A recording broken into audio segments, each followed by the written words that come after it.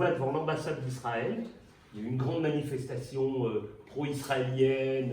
On voit d'ailleurs Michel Simon, le grand acteur présent, etc.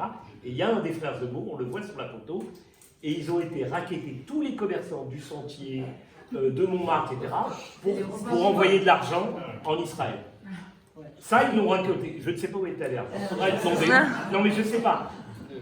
Je ne veux pas faire la mauvaise langue, mais sans doute... À cette époque, le Keren Ayesad existait déjà. Peut-être qu'ils ont donné au Keren Ayesad. Voilà. Mais ils ont collecté de l'argent pour Israël, pour la guerre des 6 jours, etc. Voilà. Merci. Et puis ils sont allés en Israël Merci. faire des commerces. Une autre question, oui. Oui, là, les deux livres finalement parlent tous les deux d'horribles personnages, notamment mon dernier livre. Mais est-ce que vous pensez un jour écrire un livre sur quelqu'un d'honorable? On peut quand même admirer des gens honorables. Ouais, mais bon. Moi, je suis d'accord avec le monsieur. Ouais. C'est vrai, c'est vrai. Il y a des gens très honnêtes. Mais vous savez, j'ai dit, je ne sais pas si vous étiez là tout à l'heure, mais il y a un principe en littérature et dans la vie, c'est les gens heureux n'ont pas d'histoire. Attendez, c'est pas. Non mais. Attendez. Oui. Fini. Vous avez quelqu'un à me Oui, présenter? il y a moi. Ah, c'est bon. Ouais.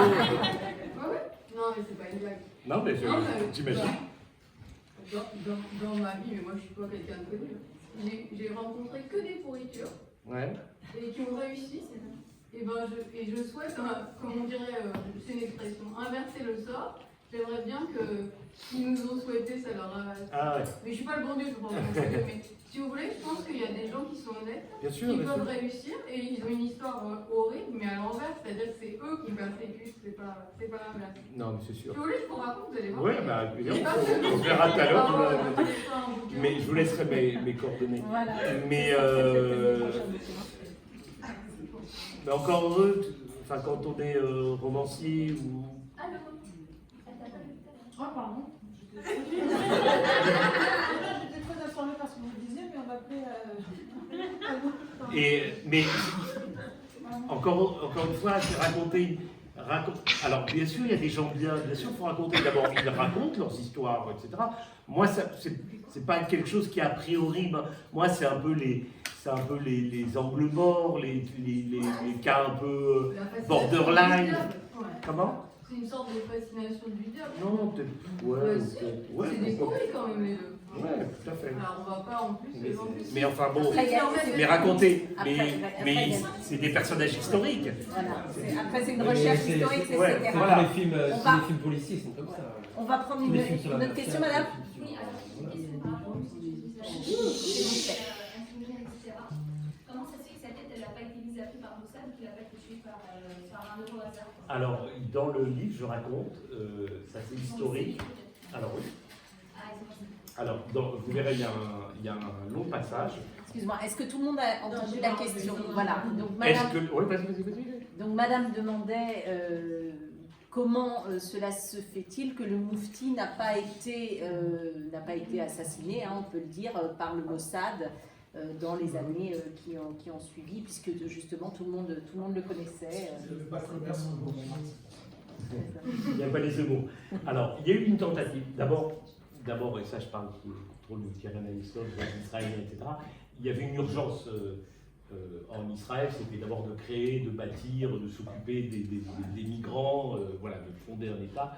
Ils l'ont très peu fait pour les anciens nazis, les criminels nazis.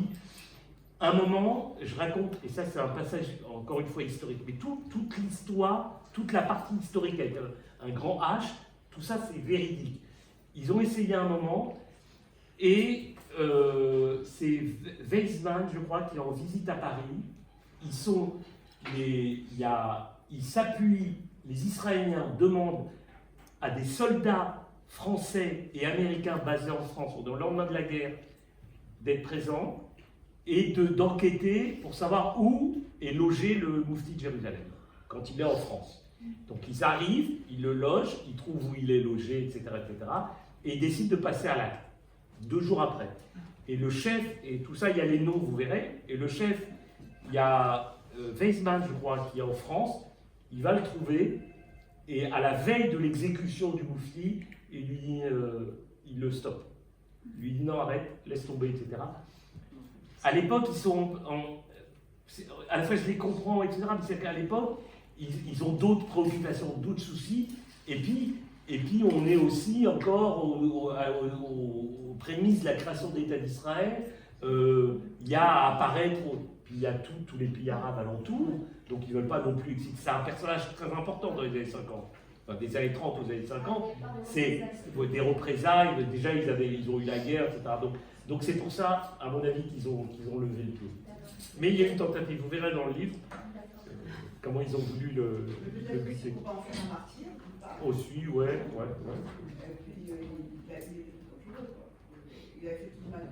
Ouais, aussi. Enfin, dans cette époque, après-guerre, il était encore un leader charismatique. Hein. Ouais, il mobilisait encore les foules. Ouais. Est-ce qu'il y a d'autres questions? Ils recrutaient dans les pays en Serbie, etc. Oui, tout à fait. Ils avaient l'impression d'être les pires, je crois. Tout à fait. Je voulais savoir, quand les Zemmour sont arrivés par rapport au Atlan qui était déjà là, il y a eu des frictions? Parce qu'après vous dites qu'ils étaient associés en... Non, alors il y avait un. Alors, ils ont été... donc ils arrivent en France, ils deviennent les porte-flingues des Atlants. Ils apprennent leur métier, si je peux me permettre. Ils apprennent leur métier ils sont bidonneurs, ils font dans le trafic de vin, de faux vins, fausses étiquettes et tout. Ils rencontrent l'Atlan au Faubourg Montmartre. Pourquoi le Faubourg Montmartre aussi, c'est intéressant. Il y avait déjà quelques restaurants orientaux, donc les Juifs d'Algérie, et même dans Tunisie, c'est un peu plus tard. Quand ils arrivent, ils vont, ce qui est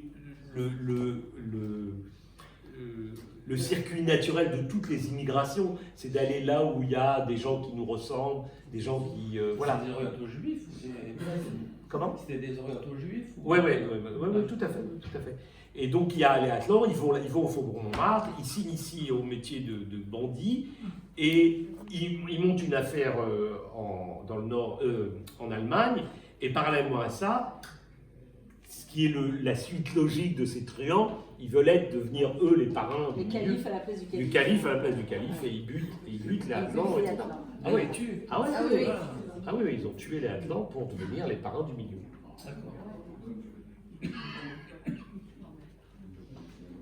D'ailleurs, tout ça était d'ailleurs très prémédité, puisque c'était la manière de faire. C'était Théodore, donc le deuxième, le cadet, qui vient et qui dit voilà, on va prendre notre temps et on va comprendre et apprendre le métier avec les Atlants, et au moment venu, eh ben, on deviendra.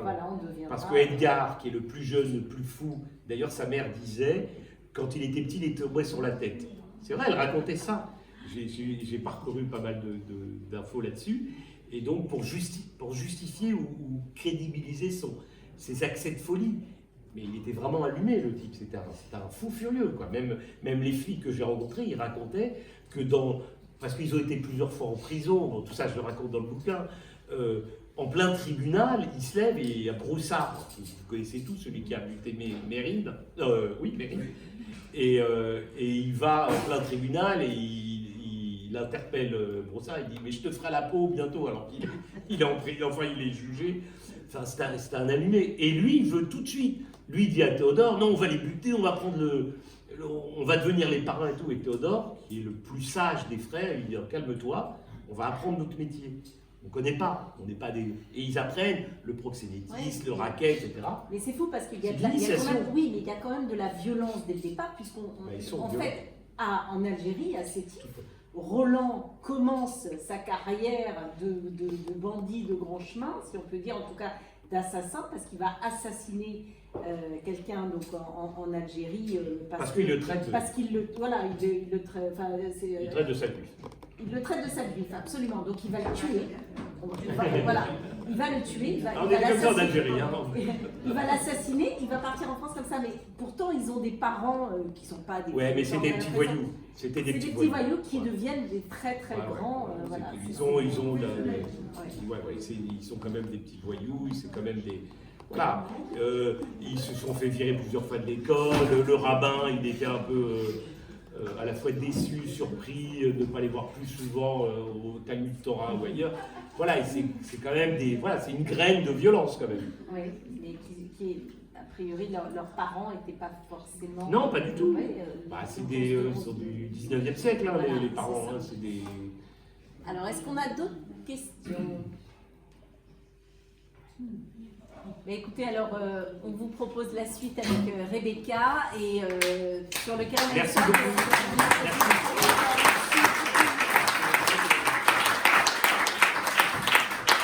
C'était passionnant et la suite va être encore plus passionnante, je crois. Non, merci, duo de choc. Pour le coup, Caro, Yves, merci. Merci, énormément. merci moi qui vous remercie. Merci. Alors, juste, après je vais parler de Karine, mais toujours, merci, on est avec Karine, j'avais reçu à l'époque, et après, j'arrive plus à retracer dans ma mémoire, ma mémoire est souvent très floue. J'avais reçu, je sais plus si c'était en 2019 ou 2020, une lettre justement, et là tu peux me rebondir, Amir, de Sam Greenberg, qui est donc le directeur mondial, président mondial de Karine Ayesod, qui avait justement rassuré les foules. Et alors, je ne sais plus si c'était après la vente de 2019 ou celle des photos de 2020, parce qu'il y avait plusieurs ventes aux enchères sur les objets et sur les photos où on voit le Moufti, où on voit enfin, ce qui appartenait à Hitler. Et à l'époque, je me rappelle, parce que ça avait quand même défrayé la chronique, on avait été rassurés parce qu'ils avaient fait une lettre à tous les présidents de campagne de chaque pays en nous disant vous inquiétez pas, on nous les a confiés au Keren Ayesod pour justement, en fait, le but ultime, c'est bien ça, le but ultime de l'acheteur, ça a été de les préserver pour pas que ça soit justement dans des mains mal intentionnées. Et je te retrouverai la lettre pour le coup, parce que je l'ai c'est sûr au bureau, dans lequel il disait justement, donc nous on va veiller à ce que ça soit bien gardé, et donc a priori c'est dans les mains du Keren Ayesod. D'accord. Lien Mais direct. c'est pas Yad Vashem, non. Alors, je ça a sais, été voilà, ensuite ça a été- donné. je pense à la date, mais en tout cas, voilà, ça a été. D'accord. Donc on a le début de Moufti 2 là. Donc c'est Yad Vashem, c'est le Keren Ayesod qui a acheté aux enchères. Non, l'acheteur les a remis au Keren. Ah non. Alors moi, je Ah non. ce qui est plus, il y a eu une vente. Non, il y a une vente aux enchères. Regardez son Genève. Non. Je crois qu'il y a eu une vente à 2000, je crois que c'était en 2000. Ah non, c'est autre chose. Un an avant Ah ouais. ou un an deux. Moi, je parle de la vente aux enchères, c'est une vraie, la vente aux enchères de 6 photos inédites du grand Moufti visitant le camp. Quelle année? En 2000. Non, c'est pas pareil, là c'était une Ah, claire. non, là, vous pouvez le voir sur internet, on voit le Moufti en train de visiter un Donc camp. ça, Bruno a raison, c'est Moufti 2. C'était en janvier 2000. Déjà, je dois faire Montmartre 3, Moufti 2. Mais là, je crois que c'est ce en qui est... 2019. Non, 2020, parce que j'y étais. C'était à Genève, c'était le 28 janvier Quand j'ai 2020. cherché Ah la oui. date, j'ai trouvé. En tout cas, t'avais raison de dire avec ça. De remonter, voilà, D'accord, à un ok. moment donné, Mais ce qui il y a est- eu un acquéreur qui Enfin, l'acquéreur, c'est ça justement. Voilà. C'est ça qui est extraordinaire. Parce que l'acquéreur, c'était qui? C'était un Libanais. C'était Ah, mais oui, j'ai entendu parler de cette histoire qui est offerte. D'accord, Ali Bedel. Qui a offert au Keren Ayesod. Non, mais moi, c'était ça. C'est pas le Moufti. Non, C'était pas Hitler. Ah, d'accord. Pas tout ce qui est en lien avec Hitler, je Voilà. sur le fait que voilà, Je me le souviens très bien. Je me souviens très bien. nazisme, pour le coup, je sais qu'il y a eu des objets d'Hitler qui ont été achetés et remis au Keren Ok, Ayesod. super. Donc voilà, peut-être. Il y a peut-être un Voilà, truc. un Peut-être indice, matière. Mais Voilà, je suis pas loin. voilà. Alors. En tous les cas, ça s'est bien terminé. Voilà, donc non. Alors, Super, merci. Amir, je me permets de te laisser la parole pour nous dire justement, habituellement on accompagne Village des Jeunes, on accompagne la division féminine, d'habitude on accompagne tout ce qui est Village de Jeunes en Israël. Et là, cette année, on a décidé d'accompagner un nouveau programme. Et Amir, je te laisse te présenter s'il vous plaît. Merci. Je vous remercie, Yves, Caroline, merci beaucoup. Alors, pour parler de ça, j'aimerais juste donner un peu le background en anatomie humaine. Je ne sais pas si vous savez, mais le nouveau-né, lorsqu'il est né, son cerveau est encore très petit, immature, et les neurones sont relativement tous des neurones isolés. Ce qui se passe dans la tranche d'âge 0 à 3 ans, c'est que des synapses se créent, c'est-à-dire des connexions entre les neurones qui créent ensuite des centres des façons, des moyens pour le cerveau de véhiculer de l'information pour faire fonctionner le corps, et on voit comment le gamin il évolue et il commence à fonctionner de plus en plus. Donc 80%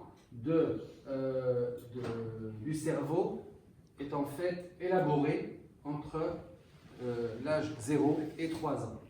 Et il y a 1000 milliards de synapses qui se créent pendant cette période. Donc ça, c'est un peu le début. Et qu'est-ce qui peut aider d'ailleurs à ce cerveau à se former? C'est que ces 4 bases qui sont les interactions que le gamin il a avec son environnement, donc beaucoup de paroles, beaucoup de stimulation, mais surtout de paroles. Tout ce qui est tactile, donc le toucher, on le touche, il touche, etc. Les jeux et la nutrition. Et donc tout ça affecte énormément et impacte le développement de sa parole, de l'audition et de sa vision. Lorsqu'on est en manque dans ces 4 bases, eh bien, on commence à avoir des déficits de développement cérébral qui affectent l'individu par la suite.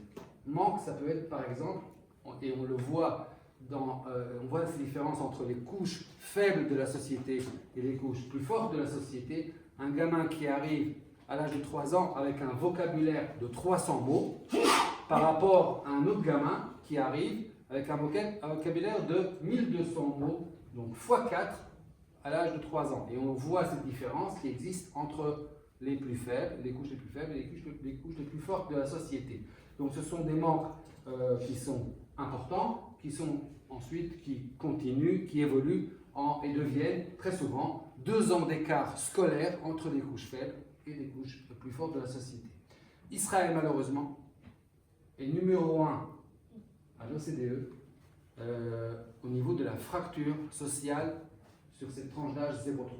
C'est-à-dire que c'est en Israël, sur tous ces pays de l'OCDE, qu'il y a le plus d'écart, le plus de différence entre les bébés faibles et bébés forts de la société. Alors, c'est quoi la solution? Bien sûr, de l'argent.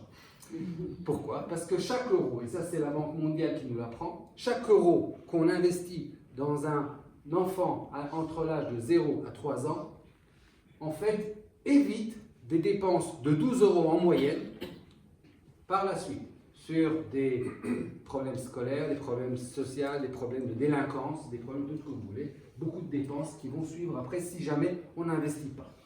Nous, par exemple, au Keren Ayesod, nous allons entamer une campagne, là, dans 2-3 semaines, où nous allons collecter pour ce programme, donc je vais vous présenter tout de suite, 600 000 euros, ce qui va avoir un impact, finalement, si on multiplie x 12, de plus de 7 millions d'euros, en fait, sur ces individus-là.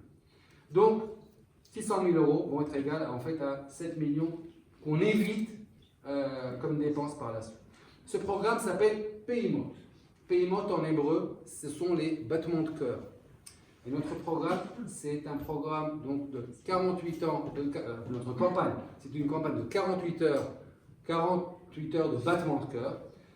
Et en fait, nous allons essayer de soutenir un maximum les centres Peimot en Israël. Ce sont 6 centres qui existent actuellement, dans lesquels il y a des éducatrices qui travaillent avec les jeunes parents et les bébés, donc dans les milieux défavorisés, dans plusieurs quartiers défavorisés. Donc il y a 6 centres actuellement, répartis un peu dans tout le pays. Vous allez voir bientôt, j'espère que ce n'est pas parti, mais la répartition géographique également. Dans ces centres, en fait, ces éducatrices font à la fois des visites à domicile et à la fois des ateliers, des séminaires et des formations et des travaux en groupe avec les parents et leurs bébés. On a des témoignages incroyables avec des histoires, mais juste hallucinantes. Ce sont vraiment des populations qui ont besoin d'un vrai soutien parce que c'est des parents qui n'ont pas eux-mêmes un modèle parental et donc ont très peu de compétences parentales. Évidemment, personne n'est né à un parent, on le découvre quand le bébé arrive, mais lorsqu'on a eu des modèles, eh bien, on répète la même chose. Ces gens-là n'ont pas eu les bons modèles ou n'ont pas eu de modèle du tout. Et donc, on est dans des situations très compliquées qui parfois affectent la santé de ces bébés et bien sûr, comme je vous ai dit, leur développement sur toutes les bases dont j'ai parlé. En plus de ça, en Israël, malheureusement, la tranche d'âge 0 à 3 est très mal desservie par l'État. Il y a à peu près 550 000 enfants entre 0 et 3 ans en Israël actuellement et il n'y a que 20% qui sont dans des structures qui sont contrôlées. Donc 80% sont dans des structures ou pas, et s'ils sont dans des structures, elles ne sont pas contrôlées. C'est un peu la pagaille, ce qui fait qu'on a vraiment besoin de leur donner, dans les endroits où on sait qu'il y a des vrais besoins et des vraies nécessités, de leur donner de l'aide. Ces centres PIMOD sont là justement pour soutenir ces populations et leurs enfants. Donc là, notre campagne vise à augmenter de 50% déjà en un an le nombre de bébés qui seront juste des bénéficiaires avec leurs parents de ces services que va donner PIMOD, les centres PIMOD. Nous avons créé 3 centres en 2022 et rajouté encore 150 bébés à cette opération. L'opération va se dérouler entre le 7 et le 9 novembre.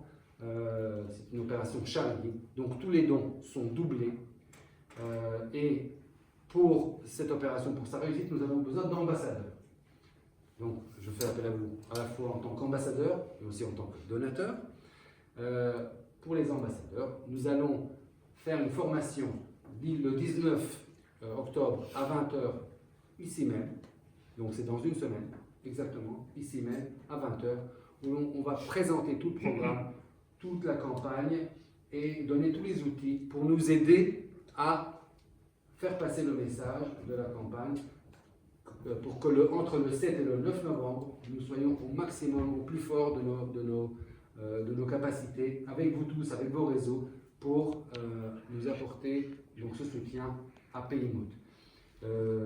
Et en plus de ça, ce soir, pour ceux qui le veulent, nous avons, Sophie est là, donc nous avons des enveloppes, vous pouvez faire des promesses d'embauche, pas d'embauche, mais de don.